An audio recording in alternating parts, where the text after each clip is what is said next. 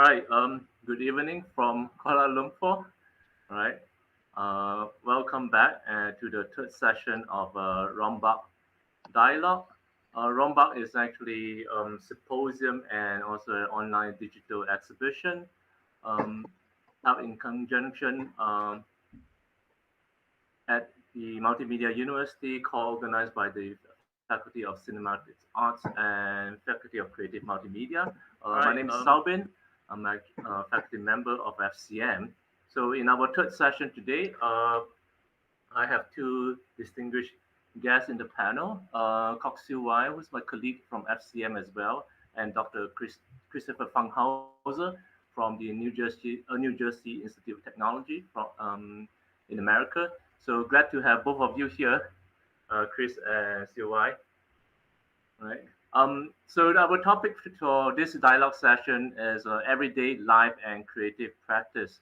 So the idea actually why we came up with this title is also in response to the first inaugural Rombak Symposium, which is the intention of the faculty, both faculties, to think about and also to look at the kind of creative practice work our creative members actually do and how can we understand or frame it in parallel or even maybe right in the sense to see what are the ways of thinking about research or the kind of knowledge production coming out from creative practice.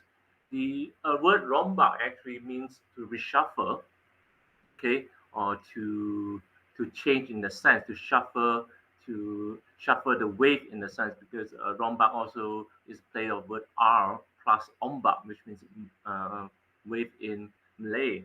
So what I thought would be interesting to bring CY and Chris because there's a certain connection. CY, as I mentioned, is my colleague in the university, and Chris was the Fulbright visiting scholars to FCM 15 years ago. So, and both of them actually, from my understanding, have a very interesting position in the way they practice as artists and educator. At the same time, they are involved in um, curatorial as well as organizational work outside of the faculty. And I like to invite both of them to think about and also speak about this kind of experience and how they actually triangulate or how they could be connected together. So before we go into the session, allow me to do the proper introduction. So Christopher Funkhouser is a writer, musician, and multimedia artist. He's the author of two scholarly monographs, Prehistoric Digital Poetry and Archaeology of Forms from 1959 to 1995, and the second book, New Directions in Digital Poetry. Funkhouser, who was a visiting Fulbright scholar with the Faculty of Creative Multimedia and MMU in 2006, teaches and is the director of the Communication and Media Program at New Jersey Institute of Technology. In 2009, he was commissioned by the Associated Press to prepare digital poems for the occasion of Barack Obama's inauguration. In 2016, he performed at the Whitney Museum's Open Plan Cecil Taylor exhibition. He's a contributed editor at Pen Sound, a radio programmer for WGXC, and a member of the improvisational musical ensemble Most Serene Congress. All right. And CY, as mentioned, is a teaching artist working mostly in video art, music improvisation, and curatorial practice. She lived and worked in the States from 1998 to 2005, received her BA in Media Studies at State University of New York at Buffalo, and her MFA in Electronic Integrated Arts at Alfred University in America as well. So CY has shown her works, performed, and presented her curatorial video programs in Asia, Europe, Canada, and America, including All Years Improvised Music Festival in Norway, Asian Meeting Festival in Japan, CTM Festival in Germany, Nusan Sonic in Indonesia, Image Forum Festival in Japan, and International Film Festival Rotterdam in Netherlands, Kaohsiung Film Festival, Taiwan, Singapore International Film Festival, and many more. quite a prolific performer and curator, I must say. So, and Siew Wai has a very deep passion for the experimental and improvisational arts. She has been actively involving in such music, performance, and visual arts projects since early 2000, and currently a member of FCM. So how we're gonna do today is that CY will give a presentation of her practice, and then it will follow with Chris reading his text that he has prepared in thinking about some of the questions I have raised with both our panel a few days back, and in thinking about what we are talking about here. So without further ado, CY, please. Okay, let me just share my slide.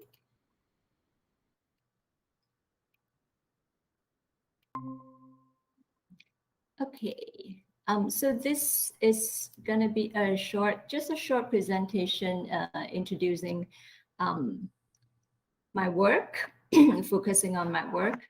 So basically, I started out as a video artist, and the inspiration of my art making comes from everyday life.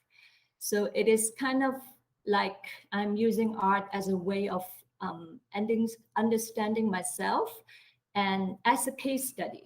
Yeah, because I think as we are living in a human society and we share some common grounds with other people.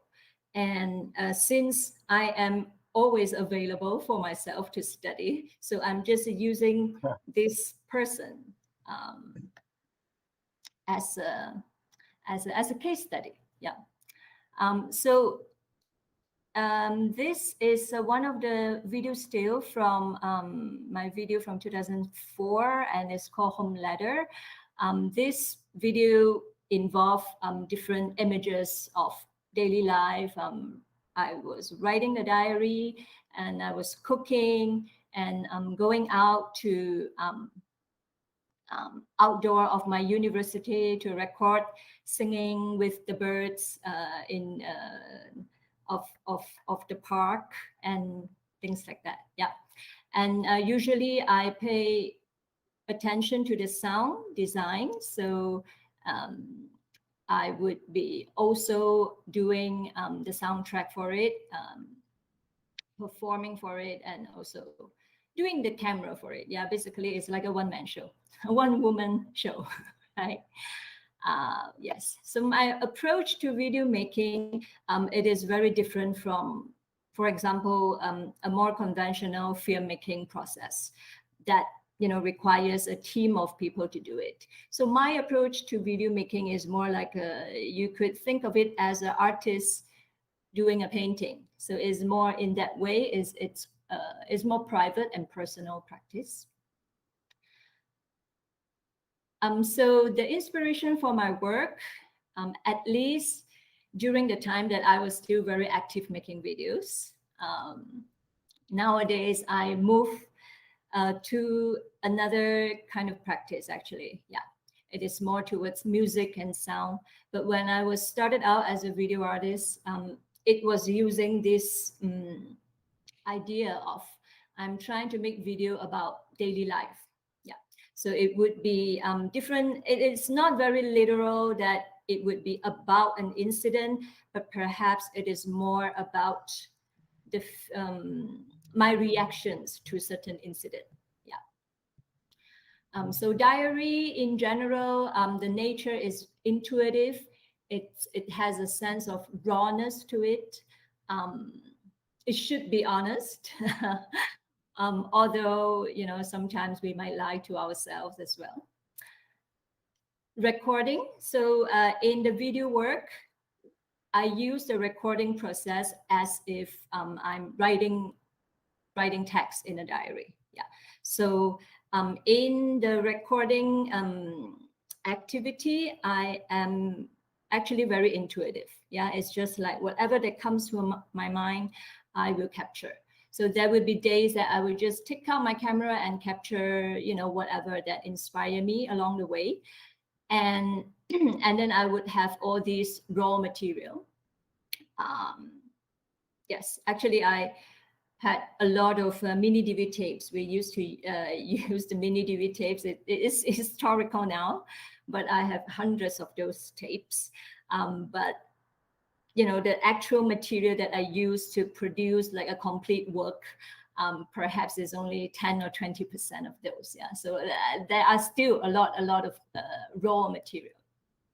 But that's my process. Yeah, I like to record a lot, and then I choose useful things that I think is appropriate to be presented as a complete work. So when that process is happening, the process of making choices, what to use, what not to use, how to make sense of these impulses, that is the video editing process, and I would call that the storytelling process. Yeah, is the organization of this raw material, and during that process, and also actually the recording process, it needs this moment of observation. Yeah, so it is an observation of a situation, and it is also an observation of my own reaction to a situation. Yeah, so it is an analysis of the artwork itself, and also perhaps is also a self-analysis. Yes, and then reflection. So this is kind of like the most exciting part for me, that I can learn something from what I make. Yeah. So to me, it is very important that I learn something from experience. Although academically we have to read, and we also ask our students to read a lot of books and to gain knowledge. But personally, I think more important knowledge, and perhaps the knowledge that you would never forget, comes from real life experience. Yeah. So that is also one of the ideas that for me to make such work. Because I would like to learn from life, basically. Yeah, it is a practice, all right? And informality. So this is also something that I think I'm prone to naturally. I care more about the content. I care more about actual content than perhaps the decoration around it, or presentation of it. Yeah.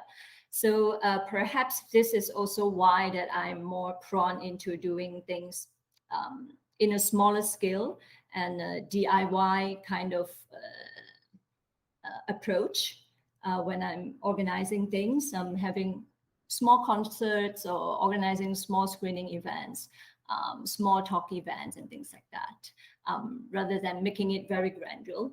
I have to be perhaps admit that I'm intimidated by such a grandeur presentation of thing with empty content. So I would prefer rich content that it looks very informal. Yeah, and that kind of format of doing things also has a sense of freedom that I appreciate and hold dearly. Yeah, so a sense of freedom and a sense of truthfulness. Okay. Interesting. So this is a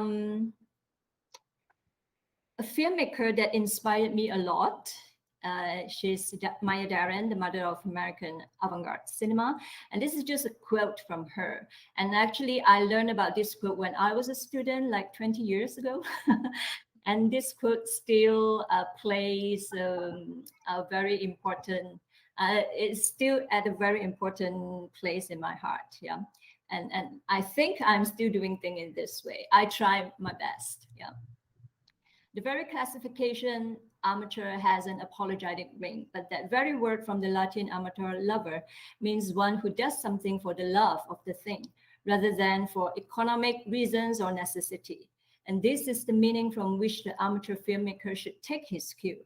Instead of envying the script and dialogue writers, the trained actors, the elaborate staffs and sets, the enormous production budgets of the professional film, the amateur should make use of the one great advantage which all professionals envy him, namely freedom, both artistic and physical. So I hope that in my work, I would also try to hold this sense of freedom dearly. Yeah. Okay, so these are just some of the images from my videos. Home letter I explained before. The longest night of surviving from losing faith was a reaction to a really, really bad, dreadful news. And I videotaped that night when, the night that I received the dreadful news, basically. It's like a documentation of that night that I couldn't sleep. So I just videotaped myself doing different things, trying to go to sleep, but couldn't, right? Morning, it's a video that was videotaped when I was awake by a really, really loud dogs barking. And I look at the window, and that's the scene that I saw. The dogs are basically playing with a dead cat. Yeah, it was quite an intense moment. And yes, and I videotaped that and make a video. The fourth one, right now, I think this one become the new, was it new KL, the shopping mall in Central Station, is it near Brickfields? Yeah, but this was before it was completely built, and you have all these muddy construction sites, which is this kind of scenes, this kind of landscape is actually very common in Kuala Lumpur. I guess everybody know. Yeah, so it. Yes, different video works I did.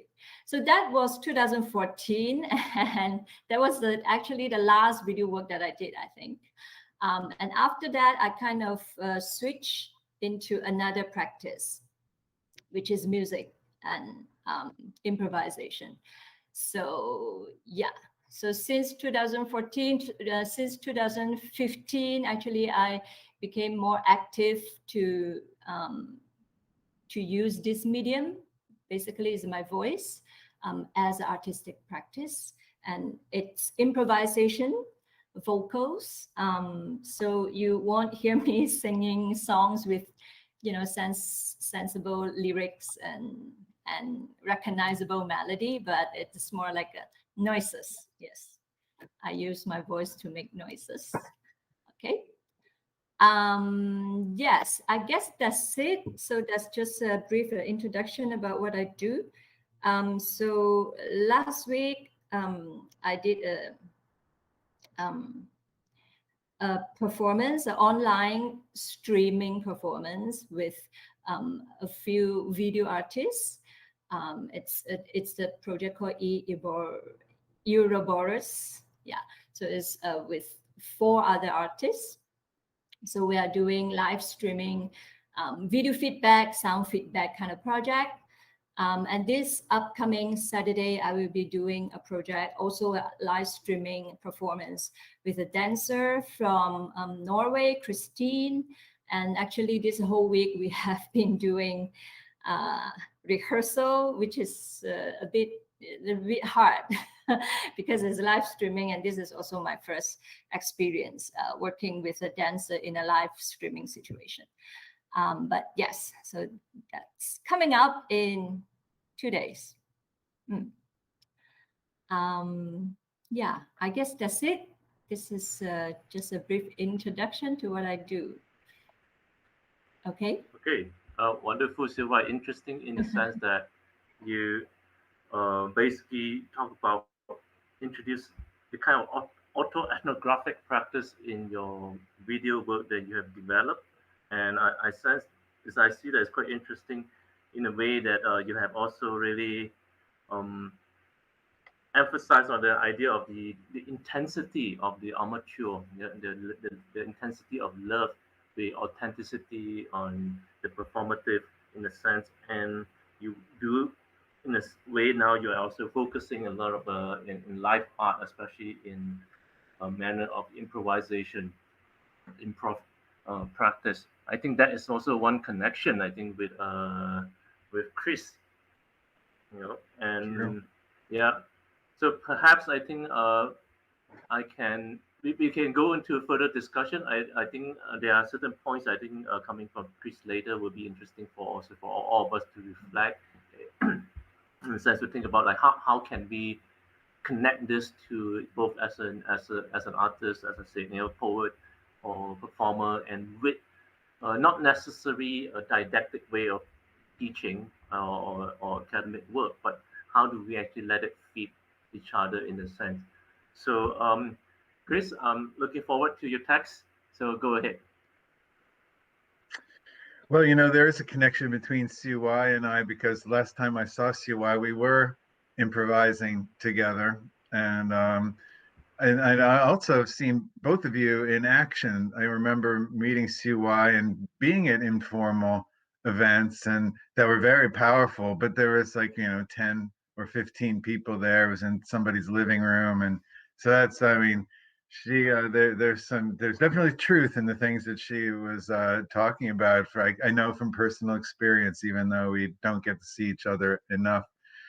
Sau Bin, thank you very much for inviting me to be part of this gathering, virtual gathering. It's really been a pleasure to reconnect with both of you recently. And the only thing that would be better is if we were all together in Cyberjaya or wherever. I miss Malaysia. I hope to get there soon.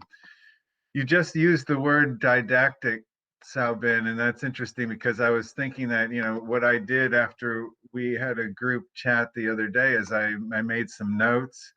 And then yesterday, in the moment of, I won't say panic, but I will say time to preparation, I was like, I'll take these notes and I'll just make them into sentences. And I was hoping that, and this is actually a very improvisational piece of writing.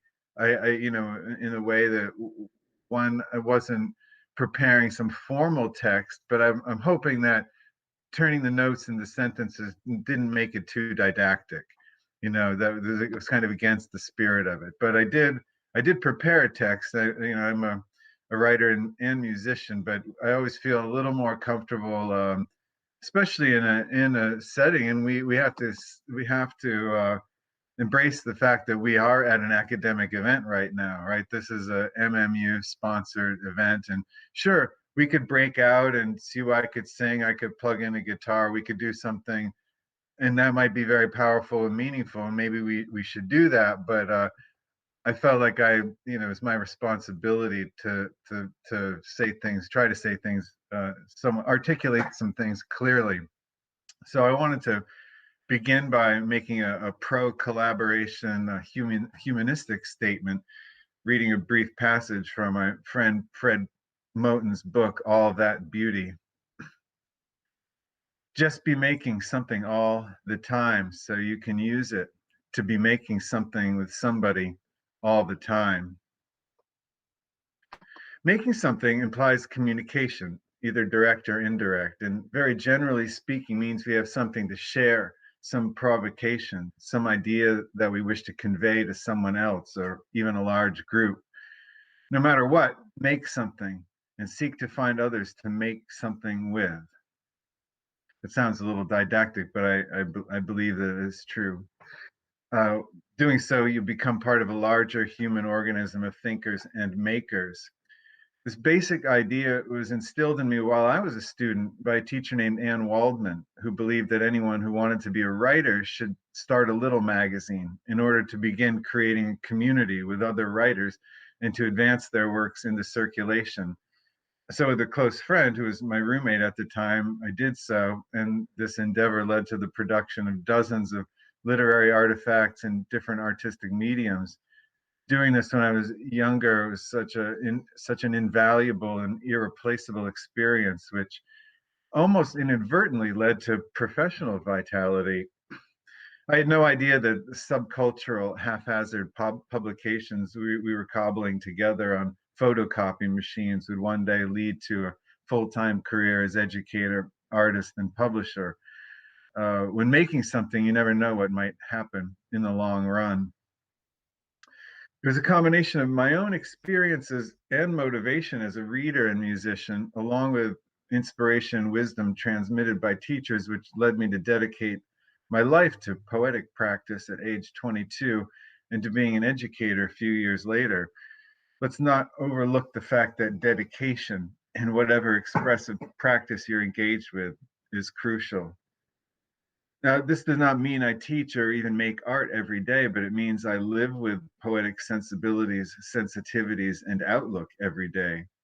Everything I do in nearly all aspects of life at least potentially feeds into or connects with my work as an artist somehow. I always recall the poets, I recall and value the poet's celebration of engagement, Blake's energy is eternal delight, and William Wordsworth, nature never did betray the heart that loved her. Being in the world and somehow reflecting that world in our work offers so much potential for growth and transformation in oneself and for others. Another didactic statement, get out into the world every day. The person who founded the university I attended declared, quote, exercise and recreation are as necessary as reading. I will say rather more necessary because health is worth more than learning, unquote. I believe this is true as we have to establish a balance between the physical body activity and the intellectual creative activity. Creative practice is a process of absorption and transmission, reciprocal life, a feedback loop of consumption, production, and interaction/dialogue with others. Steady practice, whether daily or not, is of course essential and will lead to expansion. Producing something we can't help but learn through the process. A good example of this from an earlier stage of my career was the need as well as the desire to learn how to create web pages when the web was getting off the ground. I learned HTML by reading and studying a book on how to code, but that was only part of the scheme. A book on code says nothing about design. So then I have to independently learn about how to use color, typefaces, image formatting, and so on. Wanting to learn how to do something new and different led to a litany of things I had to learn in order to be fully engaged with the creative platform. And now I'm able to teach others how to do it, and in turn often learn techniques from students who are exposed to things I'm unfamiliar with, such as innovative ways to use CSS. Striking balances within all of this is challenging as we must manage to care for ourselves, for those around us, and trod on with artistic intent. Pragmatic realities and constraints arise that interfere with the ideal of making artwork every day. But for me, there are specific everyday activities I'm devoted to that help me lay a firm foundation for creativity, namely a meditation practice and exercise. Though I'm an improviser, I also subscribe to taking a contemplative approach to life. Earlier this week, I said to someone I was about to interview, not thinking matters as much as thinking sometimes. It's not always wise to overthink, or as one of my teachers used to say, for efficiency's sake, if nothing else, first quote, first thought, best thought, unquote. It's possible to find your passion and share it inside and outside the academy. This is something I recognize historically in approaches to work taken by my colleagues on the panel, as well as myself. What we do in our professions as educators require, and also expand our milieu by participating in non-academic events, which becomes part of the overall research we're conducting. Walls one might perceive between the academic or institutional arts and what happens where or elsewhere are, to me, often artificial. One might be intellectually critical of the other, but they exist in almost all ways on an equal expressive plane. One might have fancier tools than someone else, but that doesn't make them any less creative. An important point I'd like to make for those in the academy is that creative people need to write about what they do. Make notes reflecting processes, explaining what you do, at very least to yourself. By doing so, you're also able to explain to others, help them understand the ideas and machinations behind the work. Personally, teaching at a research institution, I have to alternate between being creative and critical or scholarly, as textual production, that is, quote unquote, publish or perish, is a reality. Consequently, since I've been focusing on interactive digital audio production for the past half decade, I'm now writing a book titled Technicians of the Ephemeral, about the various dimensions of my practice in this area. It's also worth mentioning at this juncture, textual production may be defined variously and does not mean only writing. We no longer need to uphold the rigid dichotomy that tends to separate artist and critic. In either case, it's very important to be as inventive as possible. I was lucky to develop an interest in technology at a young age, and the growth of the internet in the early 90s gave me the opportunity to be very inventive, to do all sorts of things that were new and had not yet been done before. Since technology, as ephemeral as it is always developing, such opportunities seem to be continually available. So the artist or intellectual's work is to identify new areas for exploration, discovery, and growth, possibly using the technology in ways that it was not intended to be used. For arts educators, it seems best to figure out a way to make your professional obligations somehow meet and connect with your artwork. Connect directly artistic research with what one is passionate about. In recent years, I've become increasingly involved with audio production. So the main outlet for this is a musical ensemble I work with called Most Serene Congress. Of course, as far as my professional identity is concerned, to be playing in a band of improvisers is not enough. However, since we have the privilege to be working with digital tools and have had institutional support for such, shifting the emphasis from simply jamming or playing concerts to exploring interactive digital production and circulating such experimentation across networks enables a scenario where this work is legitimate research, which can be justified as academic work. In recent years, I've taken to inventing procedures with which I can expand and process the voice and other instruments by way of MIDI technology. To achieve some success with this is gratifying, and having an essay about the methodologies published and involved with it, published in the proceedings of a festival where I perform the work, keeps the university happy. Another tactic I have found useful for many years, perhaps out of necessity, is to make work that can be rendered in different modalities. For example, the 500 plus images that are collected in my book, Press Again, were not originally prepared to be printed, but were individual slides, JPEGs, that I discovered a way to play with a bass guitar. The work can be performed or printed. Digital technologies lend themselves to opening up numerous possibilities for and types of textual production.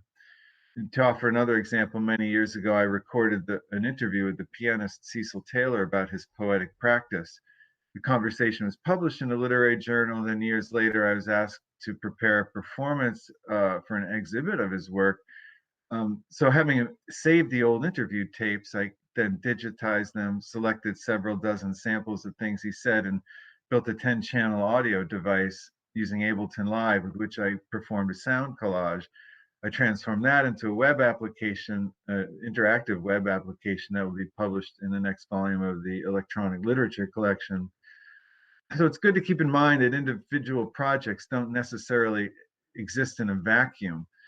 I make a lot of research-based audio recordings and in the field as well, in the studio, and perpetually compile these documents and make them available to others. Pushing yourself to make something and to make something with others is almost always the right thing to do, not only because you want to or you know how to, but because you never know what opportunities or further engagements might arise as a result. Even if uncertainties arise on a constant basis, or no one seems to want to listen, watch, or read, the activity, creative practices in and of everyday life will lead to personal growth and the potential growth of others, confronted challenges having been met. The end. Thank you very much, Chris. That was actually quite thought-provoking to a certain sense. I think it's not in an intention, and I don't feel in the sense that we are sort of presenting two dichotomy of approach about educator or art educator, speaking about their practice and how they relate, or how that could be connected to a certain type of research. Okay, but what I rather want to be seen in the sense here is that both Siew Wai and Chris are basically showing us how the importance of practice and how we reflect. I think that was a very important term that Siew Wai was talking about. Being having a certain reflexivity in thinking about and also selecting the images, the videos that she has been collecting over the years, right? And as I call it, autoethnographic in that practice. In fact, I think the most didactic person in this panel would be me in a way that I'm keep on trying to work out, tease out, what are the differences and what can be learned. But I really appreciate your thoughts and the thoughtfulness in your response, as I have commented to you earlier. My understanding in reading what you've been what you have spoken is that the sense of this working or creating interdependently that you spoke about, whether with other fellow creatives or, and here I want to read into a lot of work that you do with digital and algorithm. It's like you're also working with the creative beings, which isn't organic, but maybe cybernetic in that sense, okay, or with machine in that sense, right? Uh, is an important aspect of what I consider as a conviviality in your practice, okay, being opening up to others, right? So perhaps we could discuss this idea of what I call transmediality, that in what you in a sense talk about you're seeing the possibility of working across different modalities with the text, with the textual production, all right, in both creative play and multi-textual production or adaptation. uh, because I want to think about whether this kind of fluid strategy, and you mentioned that the war between the arts and the institution is in fact arbitrary, right? How can we share this fluid strategy or tactic, right, to of engaging, connecting creative practice and critical thinking or articulation, as you have mentioned, right? And because I'm also want to elicit a response from CY, would you find this kind of approach enticing, or in what way, do you think that you would want to talk about or write about your improvised performance, or perhaps you don't think it's necessary at all, right? So how would you articulate the practice as in what Chris has mentioned? So I find this points pertinent for me. And I hope that this can be something that maybe for the next half an hour we can at least try to tease out some interesting point. Essentially, this is not the end, but I hope this is a beginning that we have more faculty, colleagues, and students engaging with some of Chris' ideas and thought thinking here. So perhaps well, it's not exactly a question, but I think my comment as well. Perhaps Silva and Chris, do you like to respond, or do you have something to say to Yeah, this? I'd love to know what CY thinks of my proposition that artists write. I don't think it's mandatory. I just think it's useful. I mean, it's useful for the self. We were talking earlier about diaries. I mean, I always at a certain point I'm asking my students to write rationale statements for the creative work they do, just partly so they know they can articulate to themselves what they're doing, but also because sometimes I look at what they're doing, I have no idea what they were going for. But if they write it down, I can see it. Then wow, I can see things from a different perspective and see things properly, right? But often, I get mystified, but I want to understand any artist who said, no, I don't need to write about my work. But I think at a certain level, it's so useful. Some people just don't like to write, and because writing is hard. Uh, anyway, what do you think, CY? I think I'm not against to writing about my work. Yeah, I think it is useful. Because even if if I'm actually doing a more like more proper work or more serious work, I would write things down myself. Like this rehearsal that I have with this dancer from Norway. Yeah, we actually every day we discuss. So that is a methodology. Yeah, like what works, what doesn't work. We will record our session and we'll say, okay, here you need to do this. Here, let's not do that. This kind of thing. So it is not. It is improvisation, but it is not totally like whatever comes. Yeah. So I guess when you are serious about improvisation, it is not as not as romantically free in, in that way. You still kind of need to have a direction and what you want to do. I think I'm not against to write about work. Perhaps the pressure for academician, it's about the quota. It's about how much you write about it, like how many papers you have to you have to achieve. It's those kind of things that I think it's making us uncomfortable. Yeah, if if it is just that when you want to write about it, you think this is really important and you can write about it, and like it's not fulfilling, some kind of like you have to write 3 papers per year or whatever. Yeah, then I think it's okay. Right. So you have a kind of parameters you're supposed to meet, requirements, That obligation. You're yes, obliged. yes, some obligations. Yeah. Interesting. Yeah, yeah. And that's for all of the faculty. MMU. You're talking about MMU is asking you to write a certain number of articles a year or something. Yeah, I think everybody kind of have a set of things that they have to do. Yeah. So when you're having this kind of stress that you have to fulfill some numbers, then it is taking out of your good intention that you want to do this.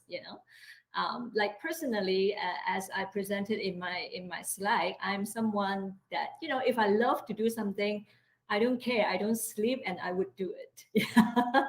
But if it is like forced or obligated, then it takes down the um, the good intention. Yeah, it kind of disheartening for the spirit. Right. Right. But if one is always busy, say if you're constantly creating something, at least you have something to potentially write about, right?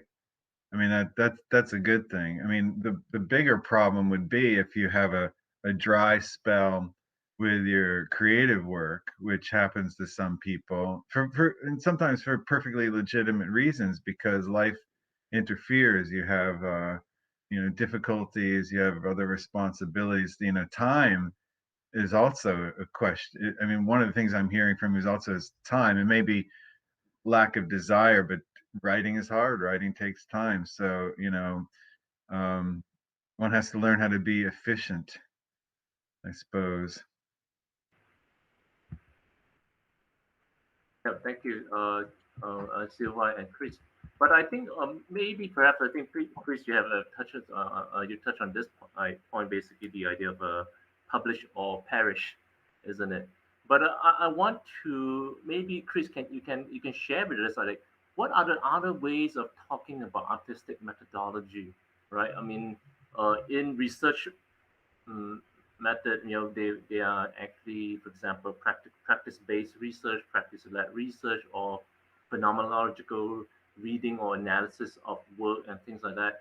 I ask this question is because we want to be able to introduce some of this, well, not necessarily introduce, but to how can we approach this way to benefit, all right, both artist academician to think and to articulate, to have an discursive avenue in terms of talking about or thinking about work, especially and to echo what you mentioned in your text, it's best to figure out a way to make your professional obligation somehow meet your artwork, connect directly to artistic research with what one is passionate about, right? Yeah. So I think these are important points that I feel I feel resonated, and I want, maybe we can push this point further and see like what are the different approach underpinning ideas in terms of method or even methodology. Well, it's tricky, right? Because you know, if you're in a very traditional setting, there's a certain type of expectation.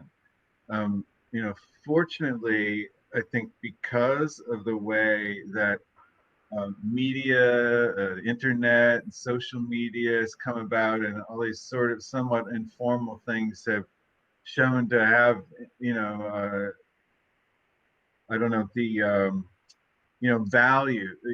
They're thought provoking things. So that the even in a conservative uh, framework that has been opened up a little bit to include lots of other alternative things. For me, my scholarship happened, heavy duty scholarship happened because yes, I wanted to get tenure. The expectation, the absolute expectation, was that I had to publish a book and to prove my expertise in a scholarly discipline. And I enjoyed the process of doing that. Fortunately, it was over 10 years of working on the very specific research. So I was able to, I come from a sort of poetic school where one gets immersive in saturates themselves in something they're interested in. I decided to become a scholar of digital poetry because I was genuinely interested in what poets had done with computers from the very beginning. It wasn't because, oh, I thought this would be a good idea. It was because, wow. I mean, because I came from to poetry from not from computers, but then I got interested in computers. So it was like it was like I was able to tune into something that was fascinating. Then after years and years of doing that and deciding that the electronic literature was just too broad and expansive a thing to fully study and be knowledgeable about, I had to identify something, an area which happened to be sound and sound in music and audio technologies. And when I started to work on that, I had to figure out a ways that it could be put into circulation, put into the public sphere that made an impact, right? One way or another, or it was being inventive. I mean, this is an expectation on my research, is that that it reaches a certain audience, and that that it does something that is unordinary. And so far so good. I mean, I'm lucky because in the theater program where I teach, improvisation is held highly, right? And so I can, even though that's improvisational, stage improvisation, acting improvisation, you know everybody in a certain part of the university understands the value of improvisation, right? Thinking on your feet, thinking quickly on your feet, whether you're playing music, you're acting, or you're talking with a group of intellectuals, that has strong value. So fortunately, my interest in improvisation, which goes back a long, long way, tied in with that. And if that wasn't valued, then I would have probably had to think of some other angle on it. And I don't know exactly what that been. My colleague David Rothenberg, for example, is famous for playing music with whales and insects and birds and stuff. And he's a philosopher who's a great musician, but in order to bring this all together, and his work is very interesting, and he's famous for these things, for these unusual ideas that he's come up with to collaborate with the animal kingdom. So I mean, it's kind of, if you want to do like I said in my little talk, if you want to do this, it's tricky. You have to be crafty. You have to find a way to do something which gratifies not only yourself but might be seen as having value to whoever else, students, administration, and so on and so forth. But I think there's always a way to do that. It just may not be easy.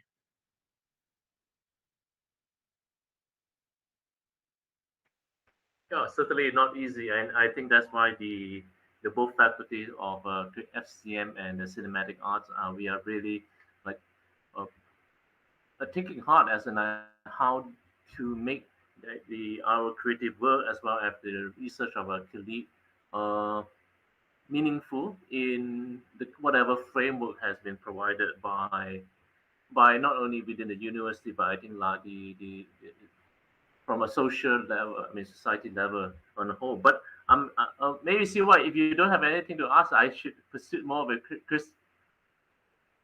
Yeah. I would like to know for example, your the faculty, the humanities, right?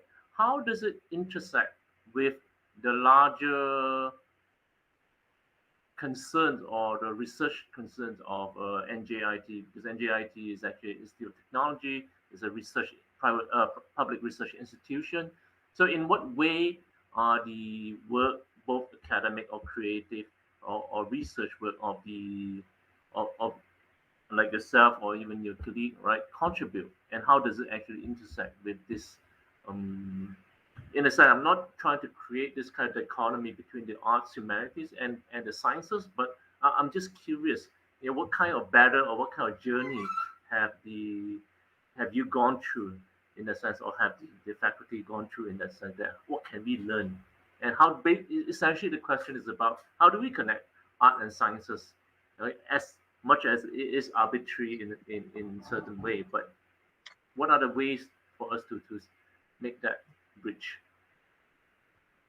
Well, the first thing that comes to mind, that I don't know if it would be useful to you or not, but now there is a discipline that has come up, I think we could say in the last 10 or so years, known as the digital humanities. And NJIT does not have like a department of digital humanities, but there's a working group on the campus because, as it turns out, the digital humanities involves not just people like myself and other people in the humanities faculty, but architecture professors are doing things that qualify as business, and business professors. It does cut across campus, the this idea. Now, this is a newfound discipline, and I personally don't see myself. I mean, the work that I do qualifies, but I'm not trying to be that. But I keep an interest on it. Like a lot of, I mean, digital humanities, a lot of it is kind of studying uh, and making sense out of data, and and it kind of ignores some of the things I'm most interested in. So I wouldn't, call myself this type of scholar. So that's one thing. I mean, there are always. One of the things I was impressed about actually at MMU, I remember there was all kinds of interesting things happening in the FCM faculty. The fellow who was there studying hermit crabs. This is a guy like I wanted to talk with, and I can see lots of different ways. I mean, say the artist needs to or has the opportunity to work with scientists, but you have to find a way to do it. It's just not going to present itself like obviously it may, we have to figure out ways to I mean one thing I have the opportunity to do is work with computer scientists, and in develop things in an unconventional use like certain types of coding or whatever unconventionally. I mean, using hardware and software, atypically. But I don't I mean, to me, I would say the arts and sciences can they can meet, and they do meet, but you have to kind of I don't know, think about what you do, what your collaborator's going to do, and see how you can fit these things together. I don't have any more straightforward answer on that. But at NJIT, we have Digital Humanities. They meet. We have every year we have a showcase where different professors' works are presented, and there is some impetus with that. Um, I don't know if that's reached Malaysia yet. The Digital Humanities might be worth taking a look at. Um, but I don't know if it's really completely relevant to what you're talking. But it does happen, and it is happening with us. I think it's good too. I mean, sounds good anyway. Digital humanities. I mean, we're all cyborgs, right? So we might as well kind of like embrace the philosophy of this idea that, okay, well, we're digital, but we also need to retain some of our human idealism. Oh, I certainly remember you telling me this 15 years ago that you're cyborg. I don't think. All right, okay. Well, I heard that from William Gibson. I didn't realize that it will resurface after the 90s, but it was an interesting point. But in terms of digital humanities, is certainly in some of I know some researchers and scholars from in other universities in Malaysia are actually looking into that and consider that a kind of transdisciplinary approach in thinking about issues and using that to study history and otherwise. But and I have culture, to history and yes, culture. yeah, and Some very interesting works have been done. Like looking back at the way that Roman cities were built and conjecturing about the community. And I mean, digital humanities is nice because it's not just one thing or another. It can be whatever, any way you're using digital tools or digital and analytical tools to explore something. Someone might be interested in it. It's like a new way of studying or conducting research. And way back in like the 80s and 90s, we got this like a big push into cultural studies, which I think was positive in the academy. But now the digital humanities, it kind of gives researchers the permission to be inventive if they want to be. They can also be dreadfully boring too, but whatever. It's like they're at least trying to study things in a new way. And CY, you might know about some of the like phonotextuality is a type of digital humanities study where actually they're studying the sound files, or they're studying the clapping that happens at the end of a performance. It's like there's all kinds of ways to use the data, to use the base materials. And some of it I find very interesting, some of it is really not interesting, but that's how it goes. That happens everywhere. Sorry to interrupt, Saubin, but you provoked me there. No worries. Well, we do have questions from the faculty members as well. So maybe I may read the questions. All right. This comes from my colleague, Dr. Rupesh. So, what are the other possible forms of writing? I think because you have mentioned something about there are different ways of textual production, and we move in it, not just in terms of writing, but how do we think about different form of writing? And I quote him: "Writing itself needs to be diversified, and I wonder how does different methods of writing acknowledge or is acknowledged within the academia." And the same, that different question from Dr. Rupesh: is doing equated to practice? What is the difference between to do and to practice? Perhaps this is for both Siew and Chris, if you want to reflect on whichever question you resonate with. And what are the other possible forms of writing, and how can these different methods of writing be acknowledged within academia? All right, for creative writing or different kind of discursive writing instead of the kind of standard academic writing in that sense. And can doing something be equate to a kind of practice, right? What's the difference between to do and to practice? Seems rather ontological in that question, but any taker? I'd like for CY to speak first. I don't quite understand the question about doing or practice. Actually, I feel like it's Yeah. just two different words. Mhm. But what does it actually meant for Dr. Ripesh? Was it the one Yes, who yes, asked that's the right. It question? comes like, Like, yeah. what are the difference for him? Because to me, it's like a different words used. Yes, can doing be equated to practice? I think if we talk about artistic practice, art practice, perhaps there is a certain intentionality in we thinking about when we are doing an artistic practice or a creative practice. Whereas doing could be uh, done in a set, carry out without much intentionality in terms of planning, or even without much of kind of a premeditation in the sense. Whereas practice is, of course, mm, not necessarily a kind of exercise, but yet you have certain intention. Well, at least this is how I would interpret this question. Or Okay, perhaps there's as you say, Siva, there's no difference between to do and to practice in a sense. yeah.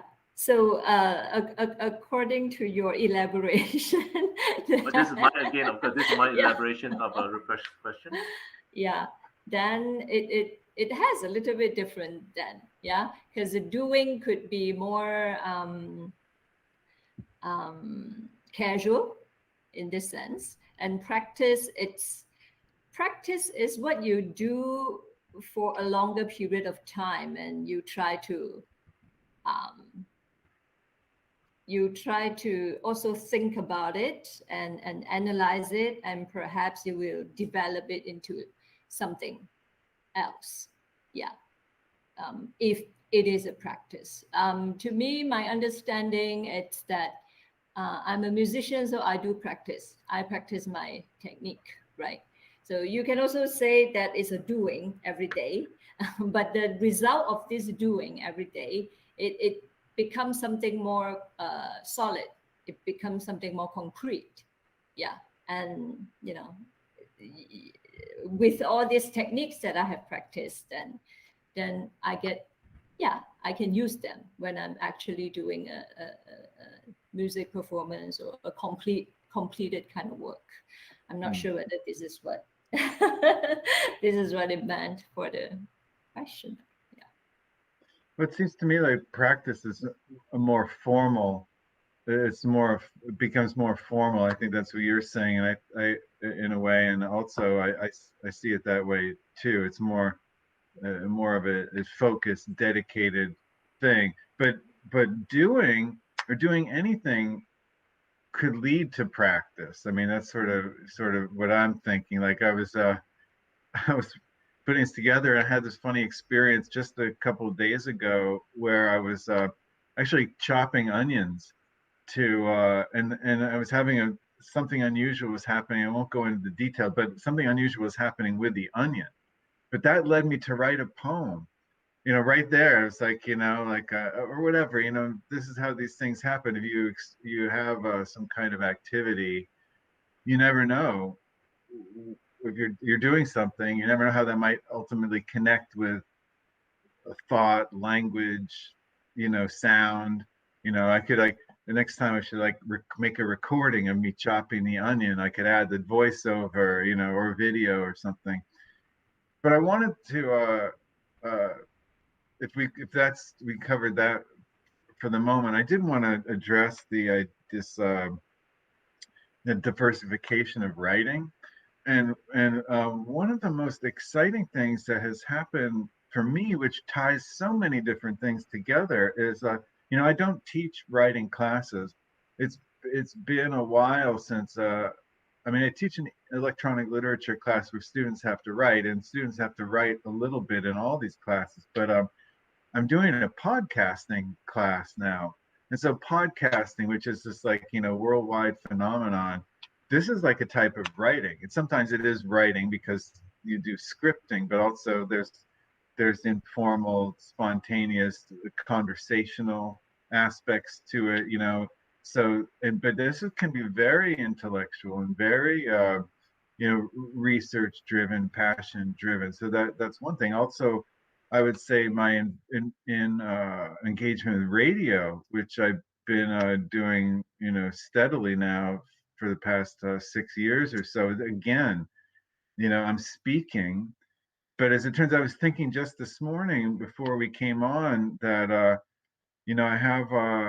I have these radio programs every month, and poets come in and they read poems. We talk about the poems, but what will eventually happen, I presume, is that all this stuff will get transcribed and it will become a book, right? So, and that book, as long as the content is good, will be valued by the people who I need to who need to who want me to do that type of work. Of course I have to write books, but I don't have to, but I kind of want to at this point. With writing, once you figure it out, it can be very, enjoyable too, and challenging, like and gratifying to I wasn't built at first to write paragraphs and chapters and all this kind of stuff. That's not really, something I was interested in, but I had to train myself, practice, whatever you want to say. I had teachers too. So that's just one example. Radio and podcasting, I think, are good examples of like ways that writing could not be written. You know what I mean? Yes, certainly. I think, but of course, I think in the format of podcast and radio depends on how what kind of participants you have, and I suppose the construct of a narrative or scripting, and whether the sense of argument and whether the podcast itself is dialogical, could be something can be built into or intentionally by the programmer, I suppose.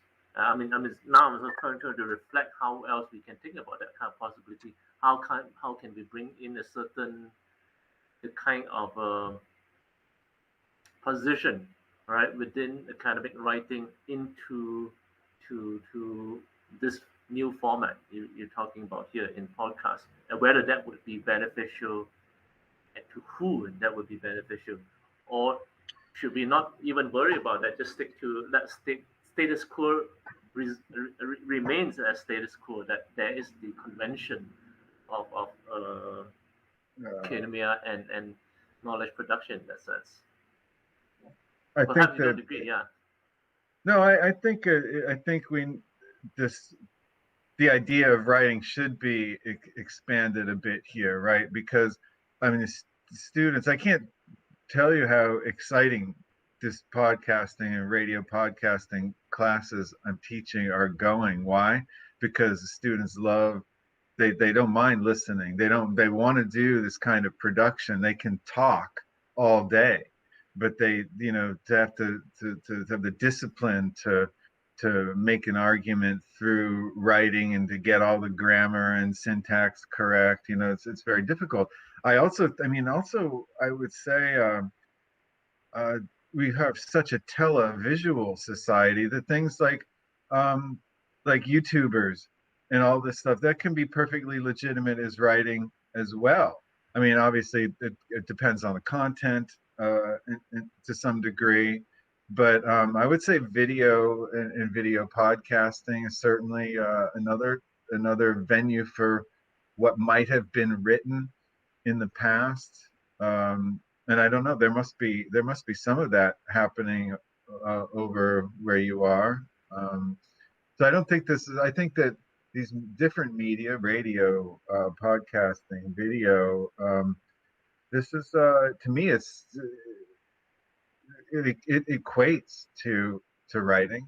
It's not the same, but it can be useful, and why people love it. People like to here, if they like to do these things, and that's my experience with the students. I mean, it's challenging, right? The technology is always going to present challenges, but they like to build stories through video narratives. They like to they like to talk about their favorite things with their friends and so on, and they're getting grades for it. I think it's all right. I feel good about, as a professor, supporting. I am the faculty advisor at our college radio station, so I mean I feel good about, and I did college radio, so I feel, but it's great that students can get credit for that. To me, it's just, I mean, it may not be as valuable as the writing 101, but it is an extension of that, right? And it's something they like to do. It's something that's cool, quote unquote cool. So I hope that answers Dr. I think Rupesh. that brings us back to the kind of the idea of critical media literacy. It's not about reading only, but I think a critical media literacy demands, in a sense, of an active and critical participation in the creating of the content. Perhaps I think this would be a last question that I can bring to both Siew Wai and Chris as well, because I think we've been taking a lot of both your valuable time from practice for Siew Wai in rehearsal, and also an early morning for Chris. But throughout the last 3 days in the Rombak session, we have been actively engaging practitioners, people from the industry, some of our former staff as well, who have been teaching and then left to work in the industries, right? I think I want to bring this back to this question asked by another audience here, is that how important is teaching or academic work, right, to both your art, right? Does it feed your art in a sense? And more importantly, does the demand of, in a sense, I mean, rationalizing intellectual, what an artist does, could that potentially be something that curbs your creativity? Perhaps Siew Wai, I mean, there's a tendency I wouldn't say that you want to disassociate your creative practice and your work as a faculty member, right? But there seems to be a kind of distance. Perhaps, as you say, you have the tendency to want to go small scale. You want that intensity in a sense. But I think the question here lies in this way. This whole culture of wanting to rationalize, okay, does that actually benefit artists or into your practice? Okay, could it be potentially something that curbs creativity? And maybe if you want to extend that, is that how do we prevent that if we are aware that potentially would potentially happen to you? Perhaps Siew Wai and then maybe Chris then. So your question is if I could make connection, or if one field is benefiting the other. The latter one. Do you feel that the kind of demand of rationalization actually would hinder your creative practice in that sense? So it's a reverse way of thinking about it. I think in some ways, I do like to have separation. Yeah. Because I think there are different parts of a person that kind of needs different things. So there's a part of me that actually really needs this kind of total freedom, when I do things, that it's not due to some kind of obligations, or there's some of course if you are working as an educator, you're working as an academician, you are working under a big institution, so there are things surrounding it that you kind of have to fulfill. So when I'm in this situation, I learn different things. So as an educator, I presented my material in this way, more rational ways. And I also want my students to have rational thoughts when they do their assignments and writing. So they can't be like free form, whatever. But that's a part of me that is the more artist part of me that actually needs that kind of freedom. And if it is better that I separate that part, yeah, so that I can do whatever outside of the institution, and that is more freedom to do that.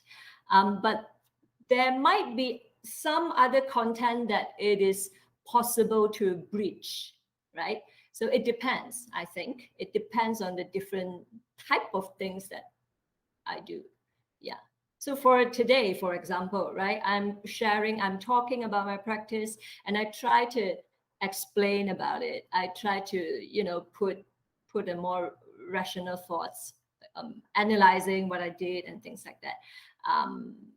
So this is in a way, it is bridging the practice as a form of explanation. Yeah, but I'm actually doing it like before the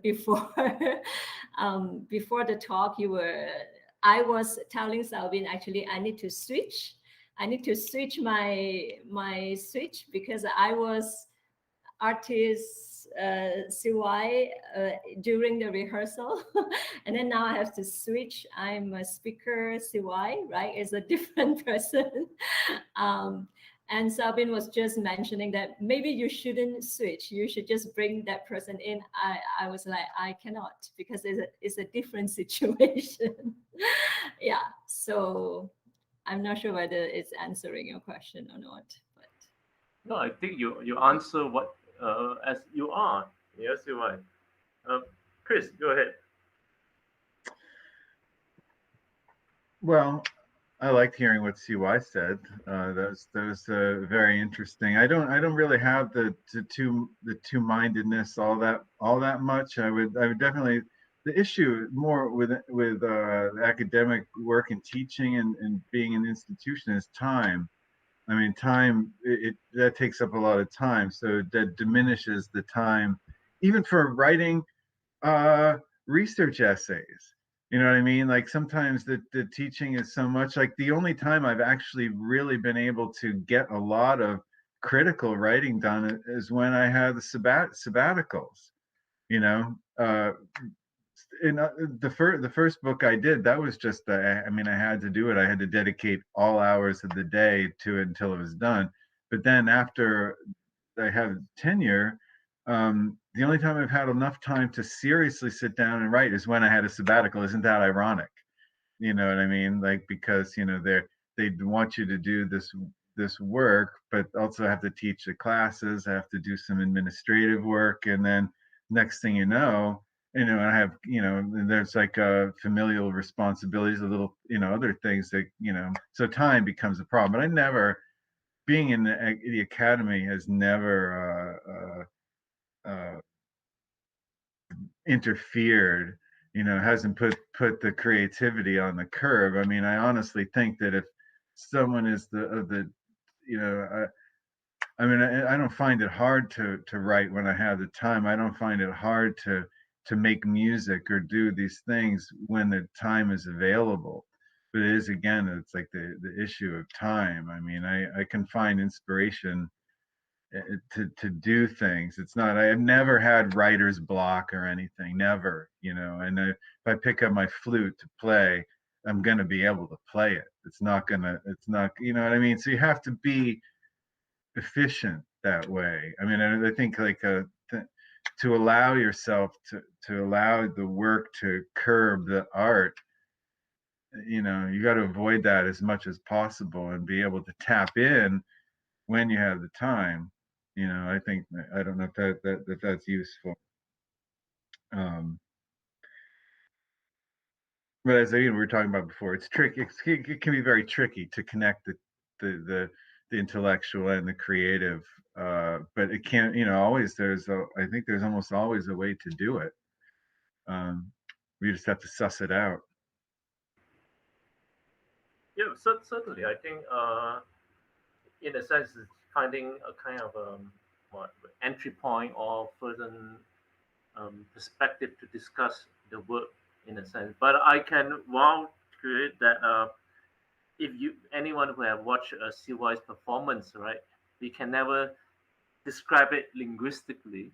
We could discuss this and put it under certain psychological, sociological, even cultural framework, or even looking at it formally, but yet it would never be able to replace the actual experience. I suppose that is where um, the demand, I suppose, for us as well as academic educator and practitioner is to be able to develop both conceptual as well as intellectual and artistic tools and ideas that be able to frame them in a way that is very flexible. And I think that is what is important for me when I listen to both CY and Chris, and especially Chris, in your text as well, is that how do can we embody the kind of fluidity in order to engage the kind of arbitrary compartmentalization because of perhaps disciplinary needs in that sense, but yet the spirit in us to be able to adapt and be flexible. And I think Chris has successfully put that across, right? That I think is very important for me to pick that up here in that sense. Mm, Perhaps I think Well, I never. we can. Yeah, go ahead, Chris. Oh no, I was just saying, with my students in the creative class I teach a graphic design course, I teach podcasting, I teach web design, I teach electronic literature. I never tell them what to do.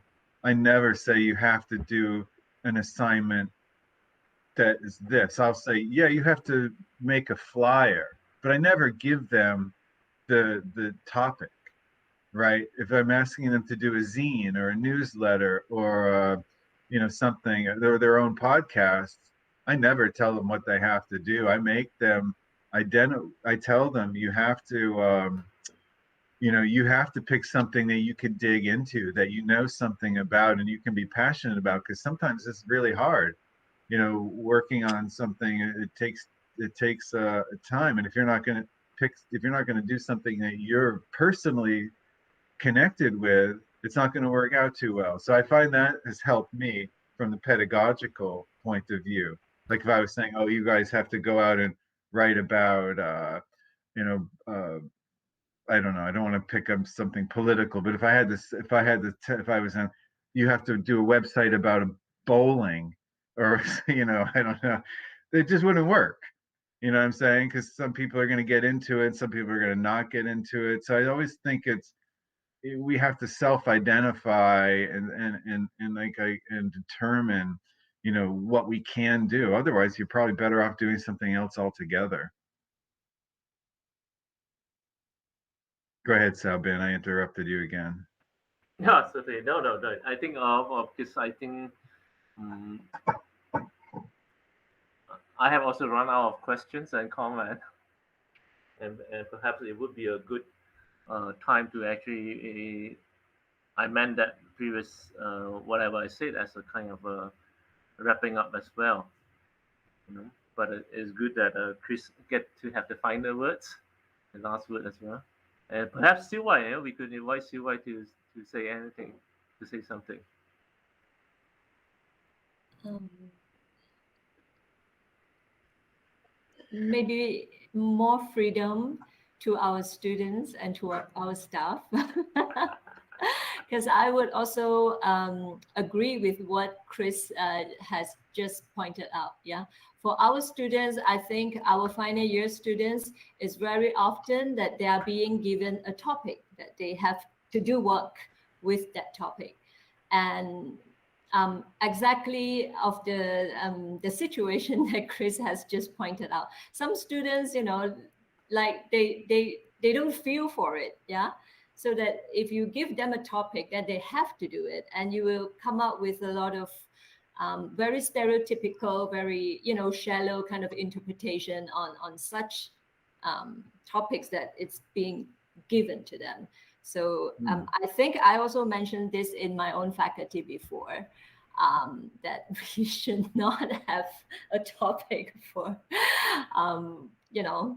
for students to do their final projects. But yeah. But the thing is, I mean, I'm glad this has come up, and hopefully, what I say would be useful. I have to. I mean, I've been running this communication and media program for 15 years now, so basically since I got back from MMU, and students have to do a senior project, and it's a big thing, you know, credits and requirements and all this stuff. But the first thing we do, rather than impose some form or content on them, we identify what their strongest expressive suit is. You know, are they good at writing? Are they good at video? Are they good at audio? Are they good at web design? What are they good at? So that's the first step, is just identifying the modality of the project, and then within that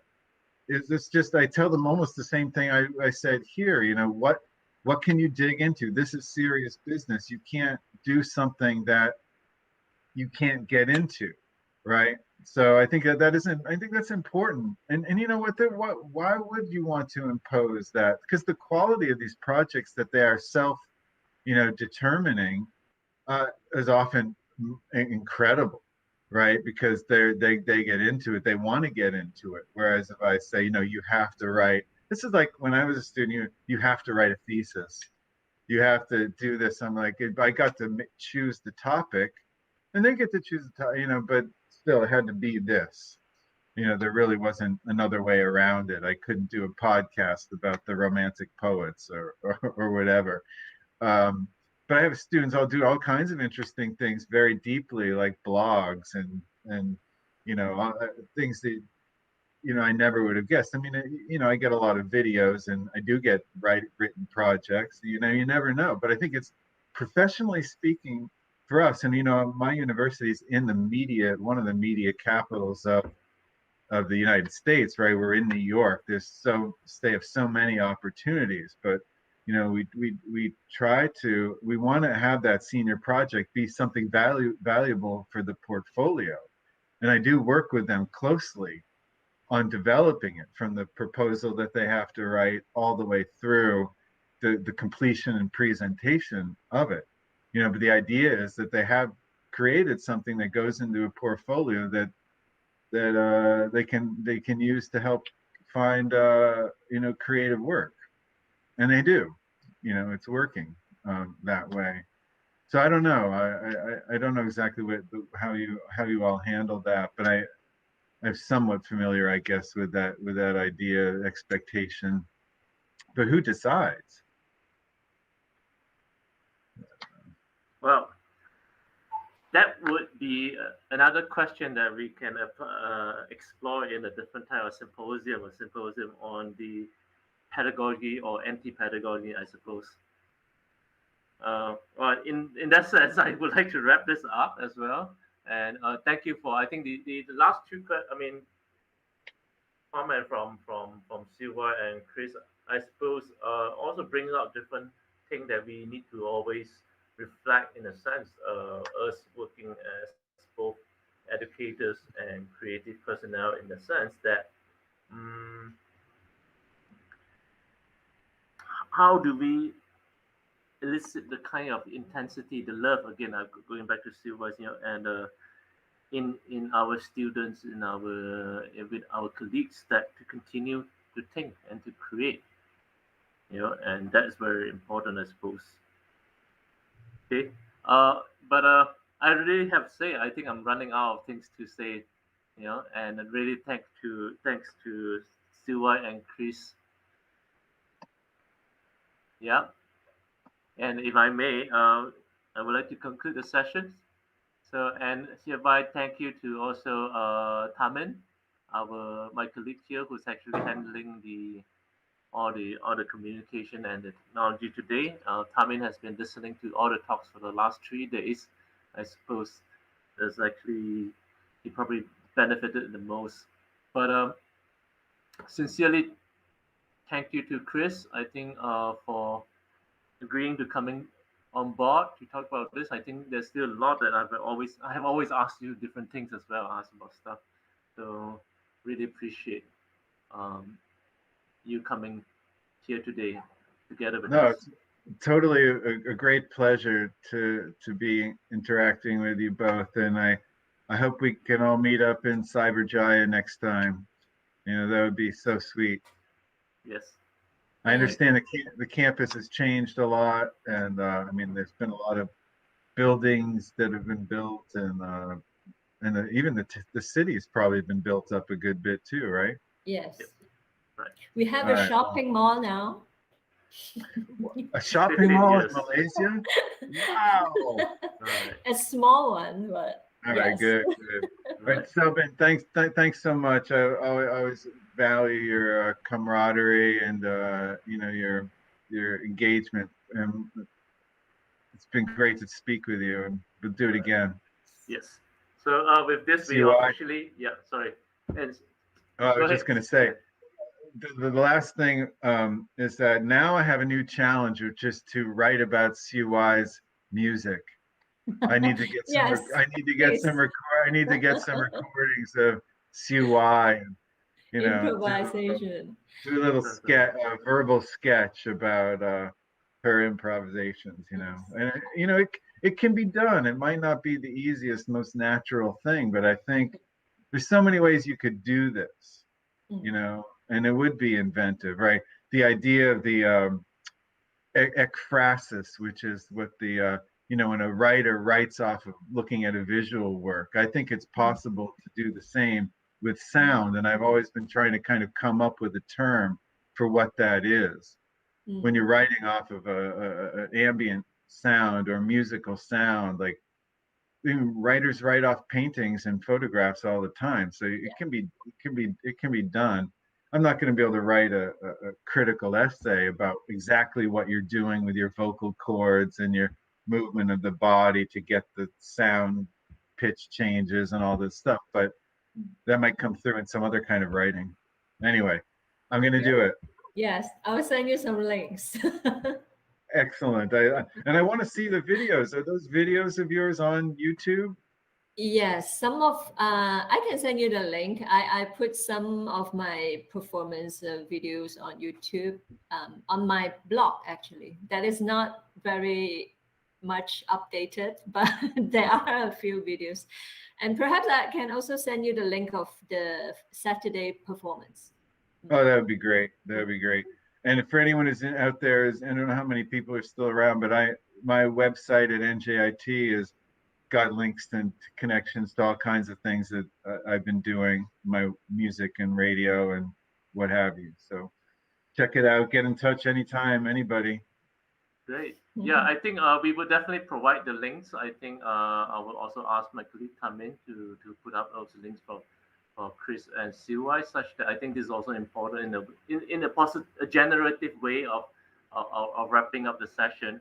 So so officially, so that Tamin also can sign off. Thank you very much. So this is the third session of the Rombak dialogue, but the online exhibition is still ongoing for a month, including the all the submission as well, a jury session, a showcase, as well as a student uh, category that we work with the National Art Gallery.